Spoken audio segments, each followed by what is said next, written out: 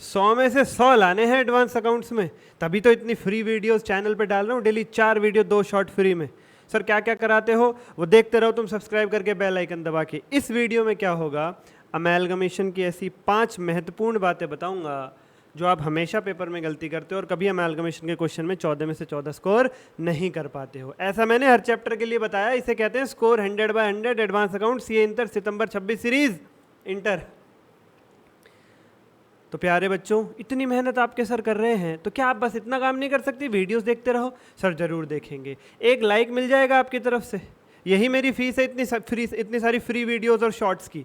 100/100 दे रहा हूँ, 1 मिनट में एएस की रिवीजन करवा रहा हूँ, हर इम्पैक्ट बुक से हर एक चैप्टर रिवाइज करवा रहा हूँ, फ्री में यूट्यूब पर रिवीजन करवा रहा हूँ पूरी सितंबर 26 के लिए। एक लाइक मिल सकता है तो कर देना, अदरवाइज आपकी इच्छा है। सब्सक्राइब करके बेल आइकन दबाओ, क्योंकि डेली 8 बजे एक वीडियो आती है चैनल पर रिवीजन की, सीए इंटर एडवांस अकाउंट सितंबर 26 रिवीजन करवा रहे हैं वहाँ पे पूरी एडवांस अकाउंट सितंबर 26 के लिए, इस तरीके से जैसे तुमने कभी सोची ना होगी।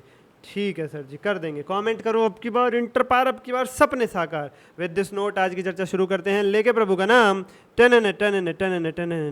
अमेलगमेशन में सबसे पहली और सबसे महत्वपूर्ण बात, तुम्हें पता ही नहीं चलता कि पीसी यानी परचेज कंसिडरेशन की कैलकुलेशन के लिए कब इस्तेमाल करना है नेट एसेट मेथड और कब इस्तेमाल करना है नेट पेमेंट मेथड। तुम हो कंफ्यूजिया गए हो तुम। मैं देता हूं तुम्हें एक सिंपल सी ट्रिक। प्यारे बच्चों, अगर परचेज कंसिडरेशन कैलकुलेट करने के लिए क्वेश्चन ने पूरा डाटा दिया है, कोई मिसिंग इन्फॉर्मेशन नहीं है, कुछ छुपाया नहीं है क्वेश्चन ने, तो नेट पेमेंट मेथड यूज होगा।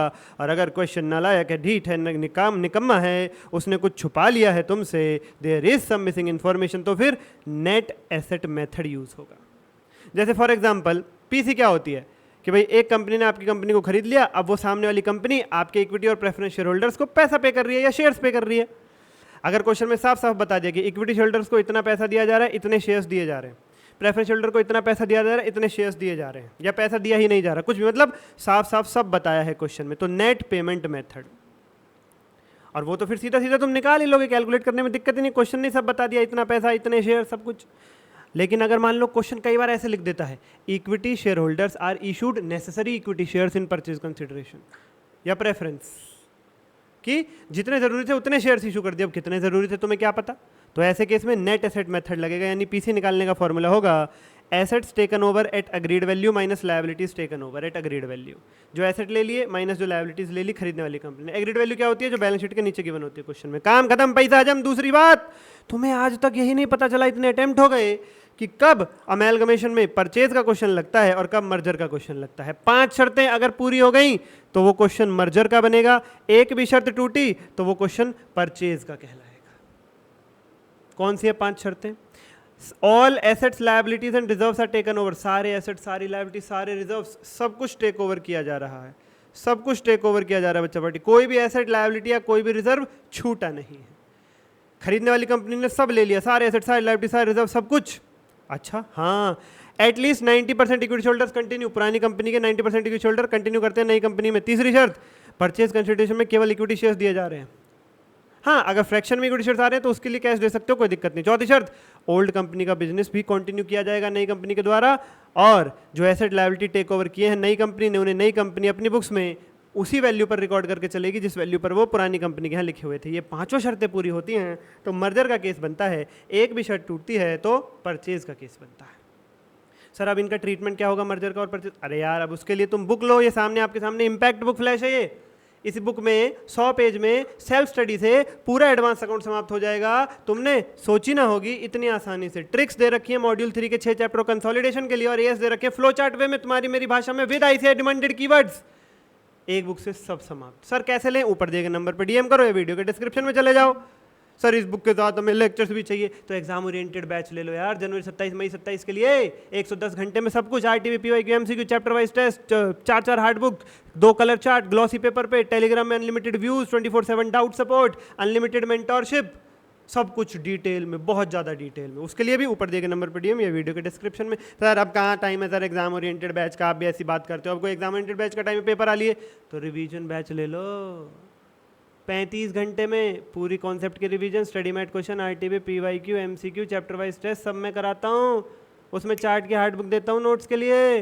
और कैसे करा देते हो सर? सेलेक्टेड है सब कुछ, सुपर 60 और सुपर 100 क्वेश्चन बैंक बनाए हुए हैं, वहाँ से चुटकियों में होता है सब। इसलिए कह रहा हूँ सब्सक्राइब करके बेल आइकन दबाओ, 8 बजे वीडियो भी आती है उसकी, कुछ पार्ट फ्री में यूट्यूब पे भी आता है उसका, जाके देखो। ओके सर, प्राइस हर चीज़ का इतना रखा है, बिल्कुल मिनिमम बिल्कुल लो। अगली बात, इंट्रिंसिक वैल्यू तुम्हें निकालनी नहीं आती। इंट्रिंसिक वैल्यू में तुम फंसते हो कई बार, क्वेश्चन में इंट्रिंसिक वैल्यू निकालनी पड़ जाती है। लिखो formula, fair value of asset minus fair value of liability minus fair value of preference share divided by number of equity shares. I repeat again, fair value of assets minus fair value of liabilities minus fair value of preference shares divided by number of equity shares. हमेशा के लिए लिख लेना, हमेशा के लिए लिख लेना। और अगली बात, एक पॉइंट जो तुमने सुना नहीं होगा, शेयर इशू एक्सपेंसेस कभी कभी आ जाता है अमेलगमेशन में एडजस्टमेंट के रूप में। तुम सोचते यार इसका क्या करना है, इसका क्या करना है भाई? Equity share holders account debit to share issue expense, मतलब इक्विटी शेयर होल्डर अकाउंट से राइट ऑफ करते हैं। पहले शेयर इशू एक्सपेंस पे करेंगे, share issue expense account debit to bank account, फिर उन्हें इक्विटी शेयर होल्डर अकाउंट से राइट ऑफ कर देंगे, equity share holders account debit to share issue expenses account. यानी इक्विटी शेयर होल्डर्स अकाउंट में debit side आएगा टू शेयर इशू एक्सपेंसेस, और अगर शेयर इशू एक्सपेंसेस अकाउंट बना रहे हो तो उसमें डेबिट साइड आएगा टू बैंक और क्रेडिट साइड आएगा बाय इक्विटी शेयर होल्डर। काम खत्म। बैंक अकाउंट तो खैर कभी बनाना नहीं पड़ेगा ज़्यादातर आपको।